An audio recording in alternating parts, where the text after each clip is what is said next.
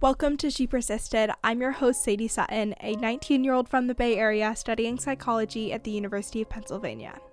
She Persisted is the teen mental health podcast made for teenagers by a teen. In each episode, I'll bring you authentic, accessible, and relatable conversations about every aspect of mental wellness. You can expect evidence-based teen-approved resources, coping skills, including lots of DBT, insights, and education in each piece of content you consume. She Persisted offers you a safe space to feel validated and understood in your struggle, while encouraging you to take ownership of your journey and build your life worth living. So let's dive in. This week on She Persisted. You are your greatest investment, and people don't realize that. They spend so much time pouring into others. They spend so many hours of their life going to school and getting these degrees, which it is investing in yourself, but our health and wellness comes before anything else. Hello, and welcome back to She Persisted. We took a mini break to catch up on everything that's going on in the She Persisted world with social and posting and getting back into TikTok. But I'm very excited for today's episode because it is one of our most highly requested topics. You guys always ask for episodes about body image, disordered eating, eating disorder treatment, and that general world of mental health, because so many teens struggle with body image, and there are so many things floating around in the social media space and the internet, and we talk a lot about this in this episode. And so this conversation is one that I've been looking forward to for a really long time. Erin has been a dream guest for years, and I pitched her very early on in the podcast because she's very unique in that her mental health journey also started as a teen. She's still working in the health and wellness, balanced eating space as an adult, but as you'll hear, her story goes way back to when she was a teen and can relate to a lot of what you guys are probably going through in this moment. And so I'm so glad to have the founder of Raw Beauty Talks and Raw Beauty Co., Erin Treloar, on the podcast today. She has a podcast, an incredible Instagram page. She is a coach. She also is the founder of Raw Beauty Talks Society and Free to Be Talks, two different ways that she works to support teens and youth that are struggling with either disordered eating or media literacy and everything that goes along, again, with societal conditioning and balanced eating. So we really dive into all of that in this conversation, but it's just an incredible, vulnerable, authentic conversation about eating disorder treatment, about self-love and body image, and steps you can take to improve your relationship with your food and your body and movement and all of these things, as well as the way that society kind of ties into that conversation, how we're consuming social media, what messages exist on these different platforms, and how that impacted Erin's own journey. So I'm just so lucky to have Erin on the podcast today. I know you guys are going to adore this conversation because I did as we did this interview. And if you guys enjoy this conversation, please share on social media, leave a review, all of the things. And with that, let's dive in. I'm so glad we got to do this, and I'm really excited for this conversation. Well, thank you again for having me on. And it's so interesting that you say that people are like, she has such an incredible story, because really the more I talk about my story, the more I realize it's not that incredible. It's actually very normal. And It's something that so many people have gone through or known somebody that has gone through it. And so I wish it was more incredible than it actually is, but it actually is very common. Yeah. 100%. It's definitely, especially the more that people are vulnerable about what they're experiencing, it feels like the numbers are rising. Of course, mental health and mental illness rates are going up, but also people are talking about it more. They're being more accepting of what they're experiencing. And I think many teens, especially girls, have struggled with self-image and body image and self-esteem and the things that go with that, whether it's eating or exercise. And so it's something that can be very universal and many people struggle with at some point. So I'm super excited to hear your perspective and advice throughout this convo. Well, that's what I'm here for. I mean, when my quote unquote adventure journey started, I was in my teens. I was about 15 years old, and I didn't know this at the time, but I was definitely a bit anxious. Not like an anxious attachment style or difficulty leaving my parents or anything like that, but more of the perfectionist nature, like have to do well in everything that I'm doing, putting a lot of pressure on myself, really worried about what other people think, wanting to perform and be a high performer. Now, what's interesting is that when you are that individual in high school, you're applauded for it. You get straight A's. Everyone's like, wow, you're doing amazing. You are checking all of the boxes. And so that feeds into that need to please and the perfectionism. Yeah. At some point along the line, the anxiety mixed up with probably hormonal changes, going through puberty, and then these really powerful messages that we receive from the media around what beauty is and what beauty standards are for women. Yeah. They all mixed together and created a really intense eating disorder. I was diagnosed around age 16 with anorexia, and it was something that really took over my life very quickly. I was doing a lot of dance and spending a lot of time in front of the mirror, of course. I was always very long and lean when I was in high school. Like, I have the same body type that I have right now. But I remember specifically zooming in on my hips, and we do this so much as women. Like, we find one area of our body where we're like, it could just be a little bit better. Most women, it's the stomach. I just zoomed in and I was like, if I could just have slightly smaller hips, I'd be closer to that size that the models are. And I remember watching Victoria's Secret fashion shows. I did crunches while I was watching them. I knew what all those girls' measurements were. I watched the videos where they would talk about what they ate and what they didn't eat. And I just replicated it. Those girls to me were everything. I mean, they had popularity, they had money, they were admired, they were celebrated, they were gorgeous. And so very quickly, in following the advice of other people, what began as being healthier, or what many people would perceive as being healthier, spiraled into nonstop calorie counting, total obsession around food and what my body looked like. I went from being a straight A student to having to drop some courses because I couldn't focus anymore. I was cold all the time. I was growing hair on all parts of my body because everything in your body is thrown off at this point. Yeah. I was 5'11" and 89 pounds within 6 months. So it was really, really disastrous. And I ended up being admitted into a hospital program in BC Women and Children's Hospital, where I spent 3 months rehabilitating, getting my weight back up to a more stable place. And it was when I first started to really understand the impact that the beauty industry has on us. Yeah.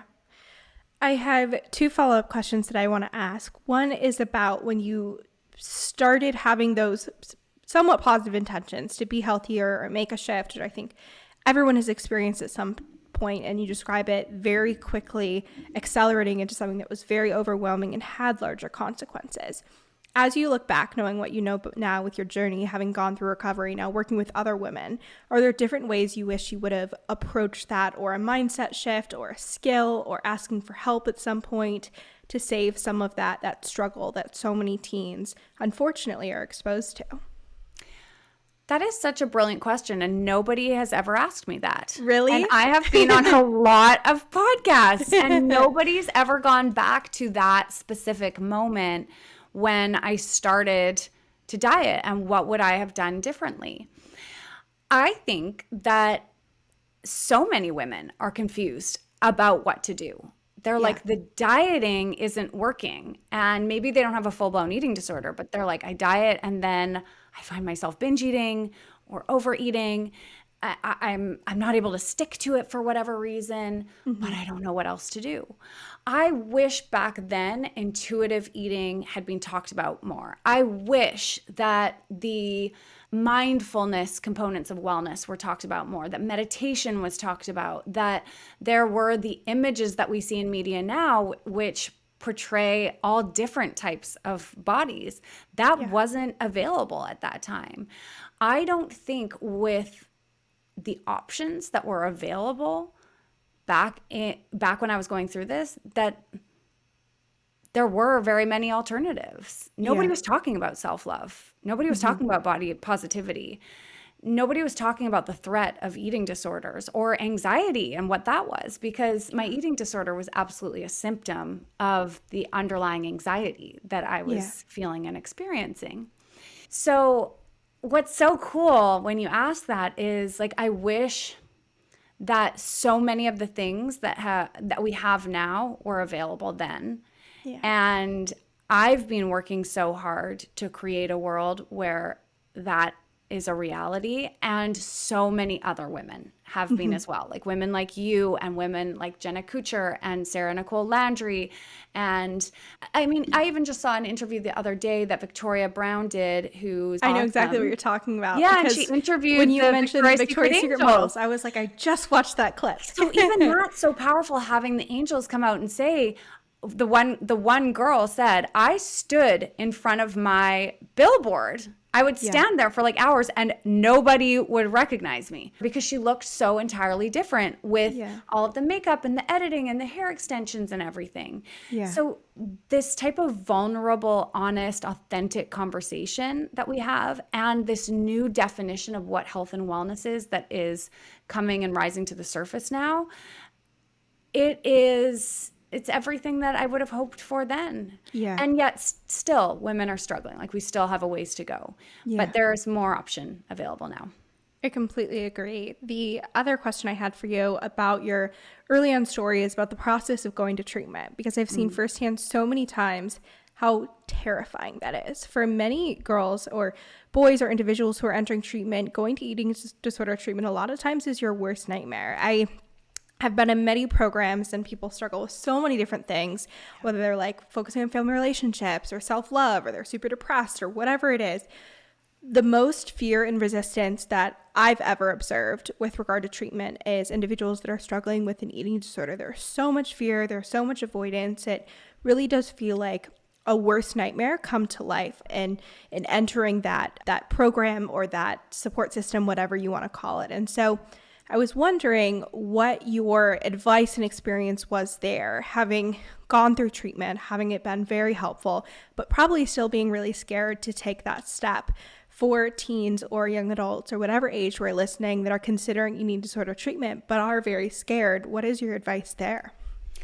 I mean, it was terrifying. I cried. I was pissed that I had to go. The only reason I went was because my dad broke down for the first time since I'd started struggling and was like basically begging me to go. Yeah. And I agreed to go for 1 week. That was all. Even that tone in my voice that you hear right now is how I spoke about it. Like, I will go for 1 week, but I'm not the one who has the problem here.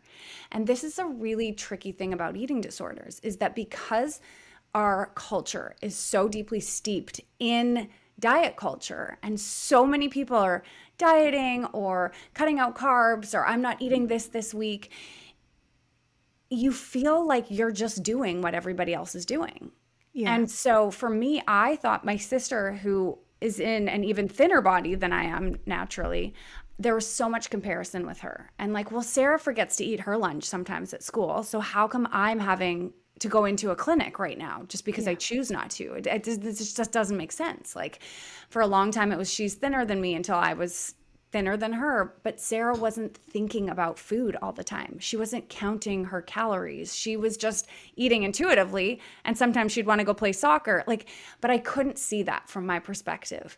And eating disorder is so cunning. It's like the ego. It's smart. It can shape shift different stories and make you feel like you're in choice when really you're no longer in choice. So I knew when I went in that I had a problem at that point. I knew that I needed help, but it was like there were two voices in my head. There was one that was like, I need help. And then the louder one was like, you don't want to go in there. They're going to make you eat things. You're fine. I don't even think it wasn't a fear of getting bigger. It just felt like my whole body was in resistance to putting food into me. And there was this constant narrative of, don't eat that now. You should wait until blah, blah, blah's birthday party, and then you can have the cake there. But then I would get to the birthday party and it would be like, well, don't have the cake because that's got this many calories in it, and just have that. And then tomorrow when mom's watching, you can have more food here. And it's exhausting and it takes up so much space. Now, what's interesting is I went into the hospital, cried my face off for like 3 days straight.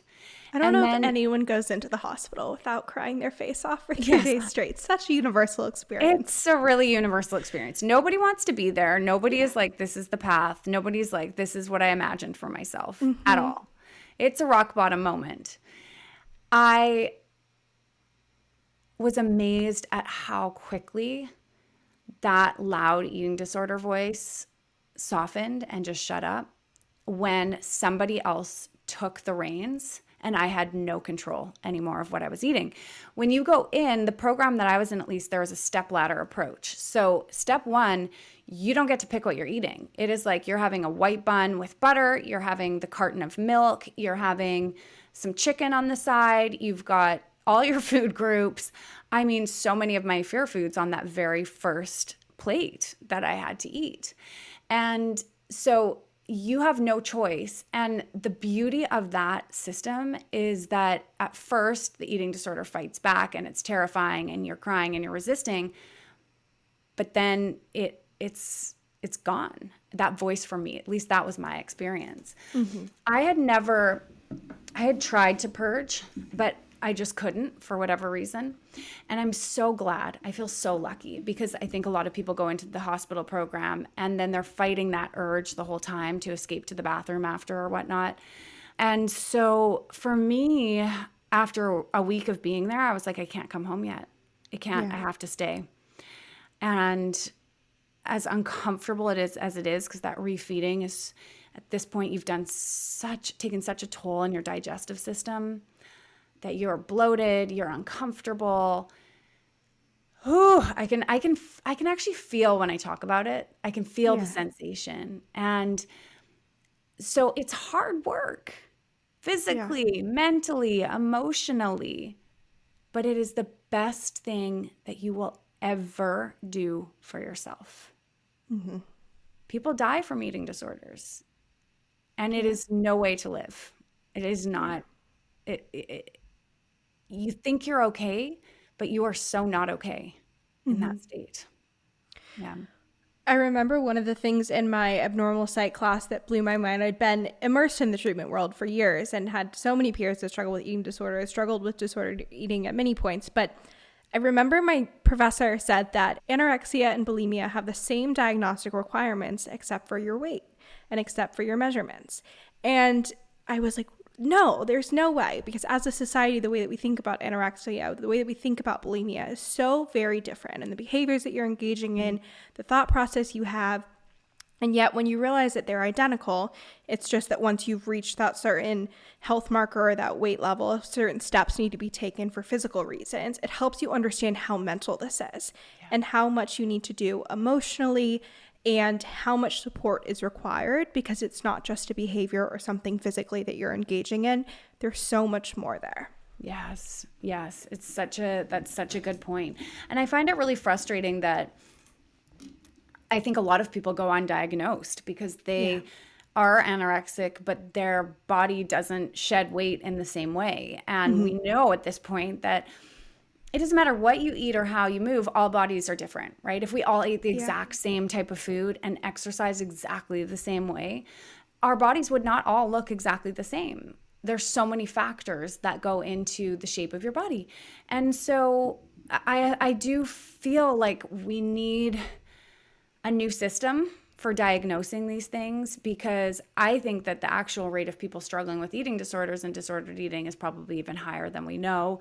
And already statistically, we know 70% of women will struggle with disordered eating at some point in their life. So disordered eating can be cyclical dieting, on and off of dieting, obsessing over food, counting calories, MyFitnessPal, counting macros, and in a way where it feels a bit all-consuming, where it's not like, okay, I'm using MyFitnessPal to get a sense of where I'm even at for a few weeks and then I'm able to let it go. There's anxiety around eating. There's anxiety around body image. And 70% of women will go through that at some point in their life, which I can see some people being like, well, what's the big deal? Like, they're fine. No, this is taking a substantial amount of our mental capacity, of our energy. It is costing us money. It is a huge problem. And I mean, I get really fired up about it because we aren't paying enough attention to it. It's not the eating disorders, the 10%. There are some resources there, but there aren't a lot of resources for those individuals who haven't been diagnosed but are still struggling. Yeah, and especially as you've been undiagnosed, if you don't have anyone in your support system and you're going through the motion of your routine and your day-to-day commitments and requirements and either working a job or being a student and trying to engage and maintain these relationships in your life, like you talk about the mental fatigue, the physical fatigue, you can't show up in the way you should be able to, even if you haven't been diagnosed. And so it has a huge impact and therefore requires support and resources. And I think that's one of the biggest misconceptions that people tell themselves, that other people have it worse or it's not bad enough to require a treatment, when in fact, if it's not at that point yet, that's exactly when you should be intervening and exactly when you should be getting support, because it will be more effective and you're able to nip it in the bud and continue on with your life. Exactly. I'd love to hear from you. You talked about how there were different narratives that were impacting the way you approached going to treatment or how you viewed your behavior and routines versus your sisters. Were there other misconceptions or almost like myths, beliefs that you held during that time that now you look back and you're like, that's so not true? Things that are very common when people are thinking about treatment, are thinking about getting support, or thinking about their own diet, exercise, health behaviors. I mean, there's so many things looking back now that I believed wholeheartedly that just were not accurate. Yeah. So, some examples. First of all, I felt like going into treatment was the ultimate failure, that I had somehow failed, that I was othered. I just felt so separate, is all I can say. And that's the thing with mental illness, is we feel so much shame and guilt around it. Unlike a lot of other illnesses, we really point the finger at ourselves.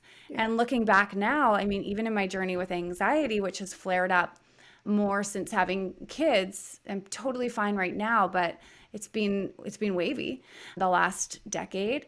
When I'm in that space, when things are really hard, my automatic is to blame myself. Like, oh, you pushed yourself too hard. You always do this. You always burn yourself out. Or it's so natural to blame ourselves. And now being in a space where I feel grounded and stable again, I'm like, no, this is an illness. Like, this is a disorder. There's a chemical difference in my brain in the same way that there's a difference in the genetics of somebody who has diabetes or a different disorder or illness. And I don't want to say it's out of my control, but it is somewhat. There are lots of things that I can do to support myself. But in some element, I was genetically born with a nervous system that's a bit more sensitive and different dopamine and serotonin uptake ability and all of that kind of stuff. The other thing is, I really believed that there were good foods and bad foods back in the day. I believed that there was a certain number of calories that I could eat and that I really needed to watch those calories. I thought that fat was bad. I actually thought fat was like, I would cut out as much fat as I possibly could, which is the worst thing that you can do for yourself as your brain is developing, and really at any point in your life. Now I'm all about olive oil and avocado and salmon and almonds and Oreo cookies, the latter just being for joy and pleasure. But, like, there's no fear there around these things. And so there were so many things at that time that I really believed in wholeheartedly that were absolutely false, and that I had to work to let go of, alter, and shift my perspective around. I 100% agree with everything you just said there, even when you were talking about how we are predisposed for different mental health challenges, whether you experience your emotions more intensely or you're born into a certain family dynamic. It's so interesting because you said, well, I can take steps, I can do things to improve this. And the same is true for so many physical health problems, whether it's like diabetes or high cholesterol, or if you have like weak muscle tone, you're more likely to get injured. Like, the way that we approach that fitness versus our mental fitness, the narrative is completely different. And so I think it's still a narrative that we're struggling with and still something that we're working to shift in the right direction. And I really love what you said about entering treatment as well. And looking back on my own journey, I relate to feeling like you failed and that why am I in this position? How did I get here? It takes so much strength to go to treatment and to accept help. You have to think about all the people who don't have the strength and are too scared to take that step and ask for support and accept the resources. And in so many ways, I felt better prepared to navigate every challenge of life because I went to treatment. It was such an asset in navigating the transition to college and relationships and little skills like validation or what emotion am I feeling or mindfulness, like you mentioned.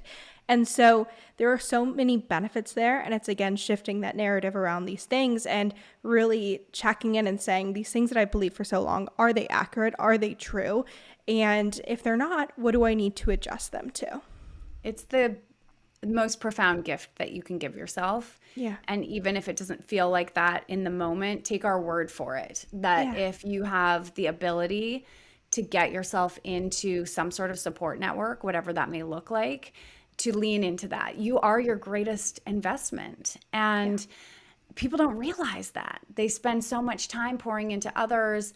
They spend so many hours of their life going to school and getting these degrees, which it is investing in yourself, but our health and wellness comes before anything else. Without that, we're on the struggle bus. Yeah, and I think your story and my story both show that the academics don't matter. You can't show up to school if you are struggling so severely mentally. Forget the academics is not even possible at that point. So without that foundation, physically and mentally, you have nothing. You're not able to pursue those other goals and make those other investments. So it's absolutely essential and foundational. Today's episode is brought to you by Teen Counseling. You guys know that when I share a heavy topic, whether it's depression, anxiety, trauma, disordered eating, I like to give you a resource in addition to what we talk about in the episode. Because if you've never gone to therapy before, finding a therapist, finding a treatment provider can be a very overwhelming process. If you do want to look for a provider locally, I always recommend going to your pediatrician as a first step to get referrals. But if you are looking for a virtual option, less intensive support, not necessarily a treatment program, I recommend Teen Counseling. If you haven't heard of Teen Counseling, it is an online therapy program with over 14,000 licensed therapists in their network. It is BetterHelp's branch of online therapy, specifically for teens. So they have licensed therapists that specialize in the adolescent demographic and everything that comes along with being a teen, all those unique challenges that kids or adults might not necessarily relate to. So, as I mentioned, they offer support on things like depression, anxiety, relationships, trauma, so many different things. No matter what you are struggling with, they will match you with a therapist that specializes in that area. So if you want to check out Teen Counseling, you can go to teencounseling.com/shepersisted and find a therapist to meet with via talk, text, or video counseling. So depending on what level of support you're looking for, they meet you where you are at. I have utilized all three before and have found all three to be very helpful in my therapeutic journey. Sometimes you need a video session. Sometimes you need some tech support. Sometimes you just need a phone call to get you through the moment. So Teen Counseling caters to all those different levels of support. So again, if you want to check out Teen Counseling, you can go to teencounseling.com/shepersisted to find a therapist today. I'd love to talk about your approach now because you have this amazing background and this amazing context to why you're doing what you're doing. But I'd love to talk about your approach because it's so unique and all the different health coaches I've encountered. There's a lot on the internet these days and everyone's giving their 2 cents on TikTok. But I think it's very interesting how 2 of your main pillars are self-love and mindset. A lot of the times you don't see that in health coaching. So I would love to get your thoughts there, why that's so crucial and on the same playing field as these other things like nutrition and exercise, and how that helps impact the results and the sustainability of the behaviors or mindset shifts that you're making. I really feel like mindset and self-love are the foundation upon which we build our strongest self, upon which we can reach our highest potential. And that without those things and awareness around those things, we can do all of the, eating well and exercising and maybe throw in some meditation there, but it just doesn't stick or land.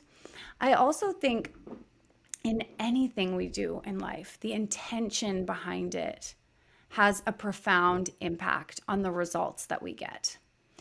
If we are moving our body and putting food into our body And we're doing it from a place of lack and unworthiness. Like, oh, I only get this rice cake with whatever, light cream cheese on it because my body's too big and that's how I'm going to fuel myself. And that's the intention behind what I'm putting in my body.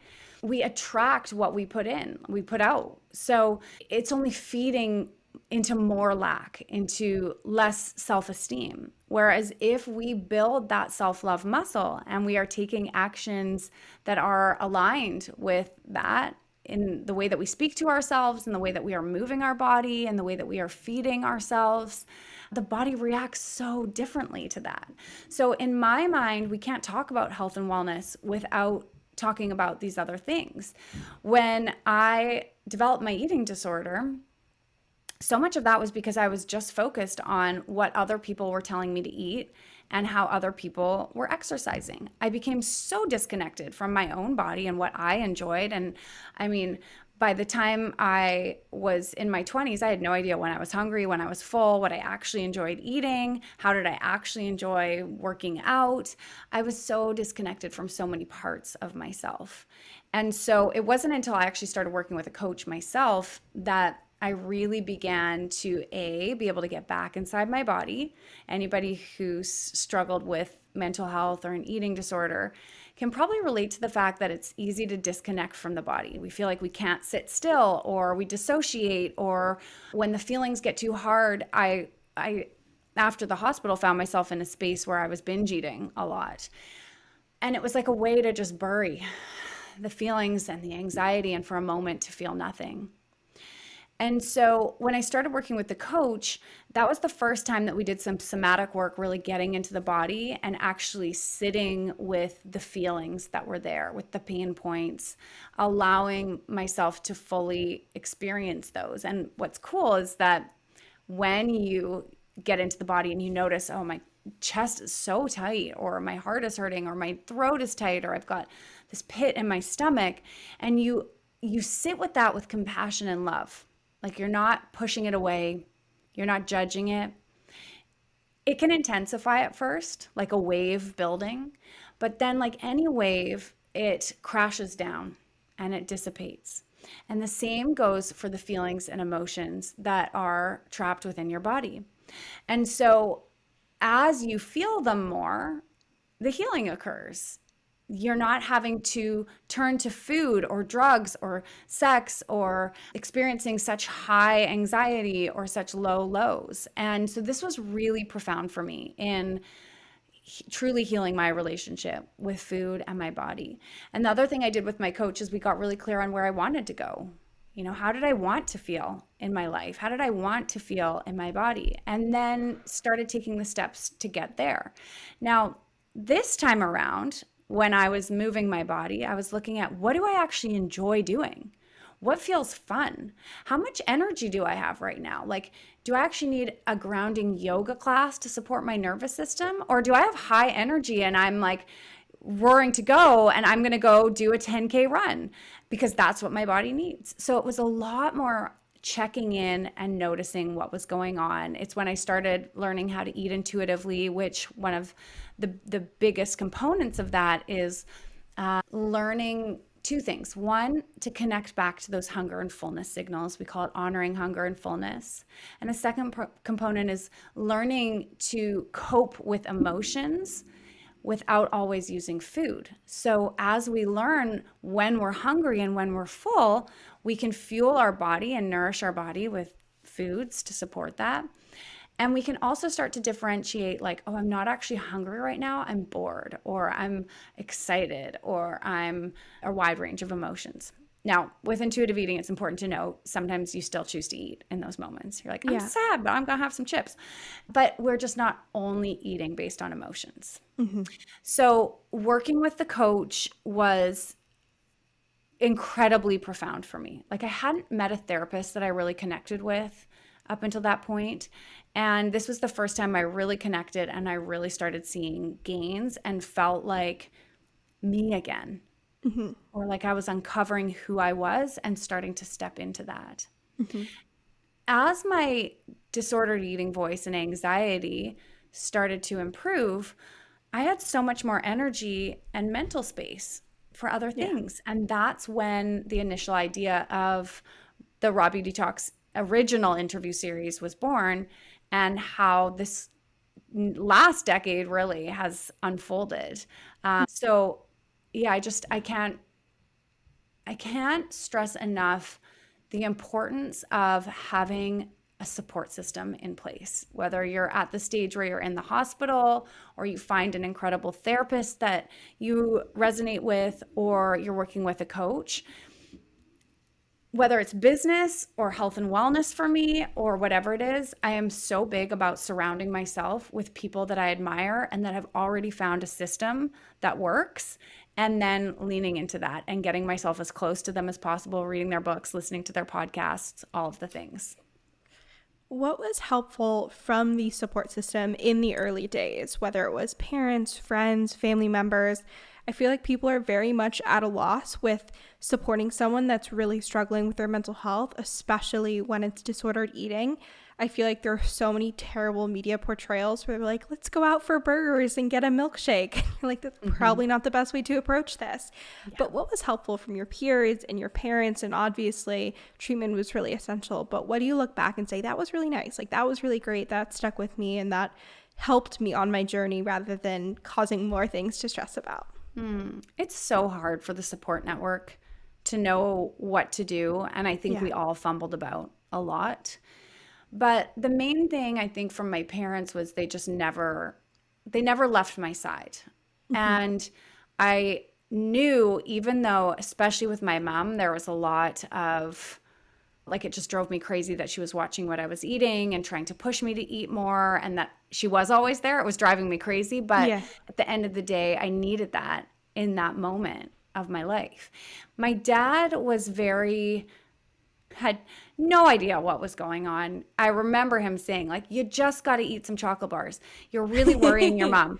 And then he would be like, okay, well, why don't we start going to the gym daily, and that will work your appetite back up? Because I would say, he just didn't get it. Even when they were talking in the hospital and stuff, I think it was really hard for him to process.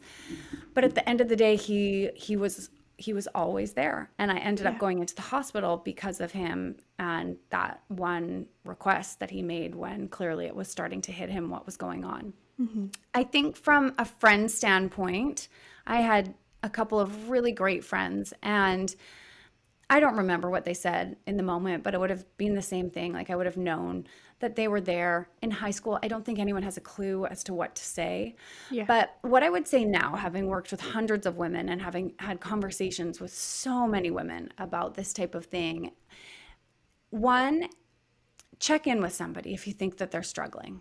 People often don't know, should I say something or not? And the way that you can approach it is, rather than commenting on their body or their size, just say, hey, you don't seem completely yourself these days, and I'm a bit worried about you. How are you doing? And is there any way that I can support? What do you need in this moment? And just open the door for them to open up if they're ready for that. I think sometimes people get very frustrated with people who have, especially eating disorders, and they take it personally, and they're like, why are they being so annoying about this? Or like, why aren't they coming to my birthday party? Or why, this, that, and the other thing. So doing your best to hold that empathetic, compassionate, open heart for the individual and checking in with them, I think that's the best place to start. I love that. And I love that exact phrase of, you don't seem like yourself, because like, even thinking through when I see someone struggling, I've never known exactly what to say, but I think that is such a great way to put it, and it gives them the opportunity to share and circle back if now isn't the best time. Yeah. The last thing that I wanted to ask you about is what you mentioned early on, which is about how the media portrays body image and self-esteem and all of these things that we are surrounded with. You've done so much work now to shift that narrative, and obviously things have changed over the years, but I was wondering, if you were a teen at this point, what would you be doing as you're consuming content on social media? Would you be blocking people? Would you be curating a feed? Would you be avoiding certain topics? How would you approach all of this extreme amount of information and content that teens are getting these days? Well, the first thing I want to say is I would get off of it. But Yeah. can I even offer myself that same advice at 38? No. So let's be real. Well, what we know from a research perspective is that a teen brain can't handle social media until at least 17. The teenage brain is wired to fit in and belong with their peers. And the messages that you receive on social media require you to be quote unquote popular based on the number of likes and the number of people following you, which tends to require girls to sexualize themselves, to appear older than they actually are. And this causes a huge amount of dissonance because at some level, girls also know that they aren't completely safe when they do that. So the inner stress and cognitive dissonance that this causes has a huge impact on the teen brain. And so we know that it is going to increase levels of anxiety, put you at greater risk for depression. This is a topic that it is not easy. I have 2 kids now, 7 and 5, and I am like, how are we going to deal with this? Because I understand that so much of the social connection occurs on the apps. And I've heard of people missing sports practices because now the team communicates through Snapchat. And so there's components and elements of it where you want to be included and you don't want to be isolated. But really, if we're looking at protecting your mental health, protecting your brain at that very vulnerable stage, I would be staying off of it completely. Yeah. The second thing is, I used to get these magazines that I would subscribe to, and they would be delivered every month to my doorstep. I lived for these magazines. Poured over them, loved them. It was the most exciting day of the month when they came. There was an editor for that magazine who designed all of the pages and all of the editorial. We didn't get to pick what was in it. And so the models that we saw were the ones that somebody somewhere along the line decided were going to be the ones in the issue. Today with social media, it's like you have a magazine. You are checking that magazine and reading it 2,700 times a day. The only difference is that you are the editor. You get to decide who those models are. You get to decide what fashion you are seeing. You get to decide if it's inspiring content, if you're learning how to cook, you're deciding if you're listening to motivating stuff. Maybe you love makeup, so you're learning tips around makeup or whatnot. But you get to determine what is in your magazine. And you are looking at it so many times a day that you better damn well believe that it is impacting your life and the way that you see yourself, the way that you view your potential, and what you are attracting into your life. So you have to get so diligent about what it is that you are viewing and how it is impacting you. If somebody is making you, if you're noticing jealousy coming up, if you're noticing feelings of insecurity, it doesn't mean you have to unfollow that person forever, but for right now, it's not serving you and your energy. And the more that you have things pumping into you that are feeding that insecurity, the more you're going to attract stuff into your life that you don't want to be attracting. Relationships that are bringing you down, a job that you don't even want. The list goes on and on and on. So the biggest tip that I have here is to put on your editor hat and get into your app right now and decide how you want your app to make you feel, what it is that you want to see. And remember, you can constantly be changing that, editing it, and making it work for you versus against you. I love that. And I think that's the best part of some ways that we consume content these days, whether it's things like Pinterest or the podcast app. Even I think like the shows you're watching, like you do have that control to make it such a positive experience and have it be even like a tool in your toolbox, whether it's like sprinkling in self-love quotes or having like mental health educators in your feed. Like there's so much potential there.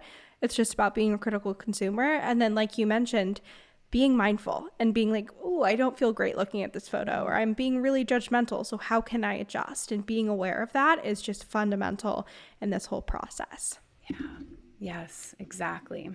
Well, thank you so much for sharing so much of your story, so many amazing pieces of advice. I know so many parents and so many teens alike are going to adore this conversation. If people want to continue to consume your content or work with you, where can they find you? I think the easiest place is over on Instagram at Raw Beauty Talks or rawbeauty.co. I'm also going to leave you with 2 handouts. So one of them is 27 self-love affirmations.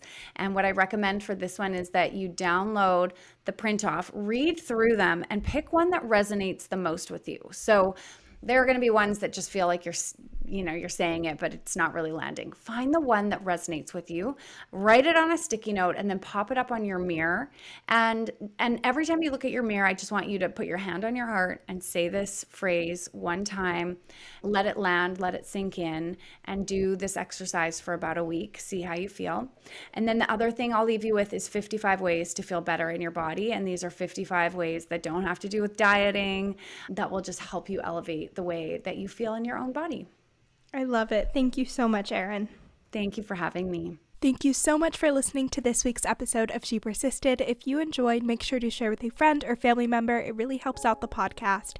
And if you haven't already, leave a review on Apple Podcasts or Spotify. You can also make sure to follow along at She Persisted Podcast on both Instagram and TikTok, and check out all the bonus resources, content, and information on my website, shepersistedpodcast.com.